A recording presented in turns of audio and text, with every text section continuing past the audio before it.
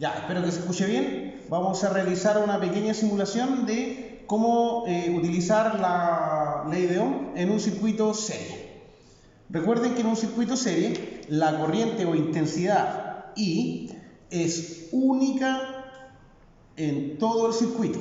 Sin embargo, el voltaje o tensión V es dependiendo de cada una de las resistencias.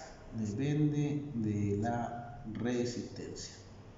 Eso significa que cada uno de los voltajes va a ser independiente de cada una de las resistencias y la sumatoria de los voltajes totales va a ser igual al voltaje de la fuente. Para poder ejecutar esta actividad, lo primero que vamos a hacer es seleccionar tres resistencias que están en esta placa. Por lo tanto, nosotros anotamos resistencia 1, resistencia 2 y resistencia 3. Y con este instrumento que tenemos acá, vamos a medir la resistencia óhmica. Para medir la resistencia óhmica, uno de los pines tiene que estar ubicado ahí donde dice COM, que significa común, y el otro donde está el símbolo omega o de ohm, que se encuentra en ese pin. Una vez que está ahí, encendemos el equipo y lo seleccionamos en resistencia óhmica. Hay que estar muy pendiente del símbolo de la resistencia que le va a dar en ese lugar, porque puede dar un múltiplo o un submúltiplo de la unidad. Ojalá que se vea bien el valor de la pantalla.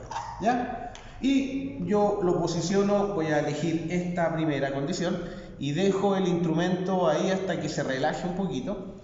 Y en este caso me está marcando 100.2 ohm. Y yo anoto la resistencia 1. 100,2 ohm.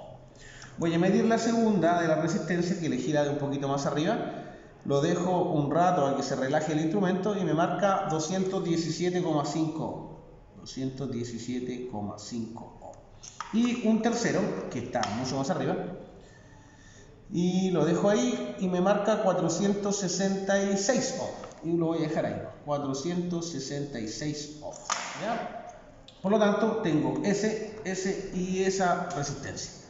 Para calcular la resistencia total, basta con cada una de las resistencias sumarla de manera directa. Y en este caso acá yo tengo los 100.2 más los 217,5 más los 466 ohm. Y esto me marca 783,7 ohm. ¿Ya? Para poder comprobar esos 783 ohm, yo lo que tengo que hacer es crear en el circuito serie. Y para eso voy a tomar una entrada, me conecto a la salida, de la salida lo puenteo a mi segunda resistencia, de la segunda resistencia tomo la salida y lo puenteo a la tercera resistencia y voy a tomar los valores de S como entrada y esa como salida y ahí encierro mis tres resistencias. Ya tomo mi instrumento todavía en valor óhmico y lo posiciono en uno y en otro, y una vez que esto empiece a calcular, no sé si alcanzan a ver el instrumento, marca 782 ohm y la resistencia que a mí me dio en la sumatoria fueron 783. Ya, ojo que me marca kilo ohm, pero kilo ohm es como correr este puntito 3 posiciones para acá, y la resistencia total real me dio 783 ohm. Excelente. Una vez que tenemos ese cálculo, nosotros recién ahí aplicamos la ley de Ohm para calcular la corriente total del sistema. Esa corriente total es un voltaje dividido por su resistencia total. La resistencia total ya la tenemos, 783 ohm. Y el voltaje que le vamos a dar a la fuente, no sé si alcanza a ver la fuente, a la fuente va a ser un valor de 20 volts. ¿Ya? Por lo tanto, matemáticamente hablando, yo tengo 20 dividido por 783 y esto me da 0,025, casi 26 amperios. Esa es la corriente total. Una vez que calculo la corriente total, tengo que acordarme de las condiciones del circuito en serie. La corriente es única y el voltaje depende de cada resistencia. Por lo tanto, aquí debo calcular el voltaje que pasa por R1, el voltaje que pasa por R2 y el voltaje que pasa por R3. ¿Cómo calculo voltaje? De acuerdo a la ley de Ohm, simplemente despejo voltaje y esto me quedaría como corriente total multiplicado por la resistencia. ¿Cuál resistencia? Para el voltaje en R1, R1, para R2, para R3. Transformemos los valores y busquemos cada uno de los elementos que están ahí. 0.025 es para todos la misma corriente. Y lo multiplicamos por R1, que medía 100,2, R2, que medía 217,5 y R3, 466. Realizamos esa multiplicación, 0.025, 5, lo voy a poner el otro 5, por 100.2 y me dan 2,55 volts. 0.0255 por 217,5 y me dan 5.54 volts. 0.0255 por 466, le agregué un 5 más para acercar un poquito más la matemática por si acaso, y esto me da 11,88 volts. Como los voltajes dependen totalmente de cada resistencia, si yo sumo todos esos voltajes, más 5.54 más 2.55, me dan 19,97 volts, que son casi aproximados a los 20 volts que seleccionamos. Para acá la pantalla, por favor. Vamos a encender la fuente de poder para comprobar mis resultados con la realidad, ¿ya?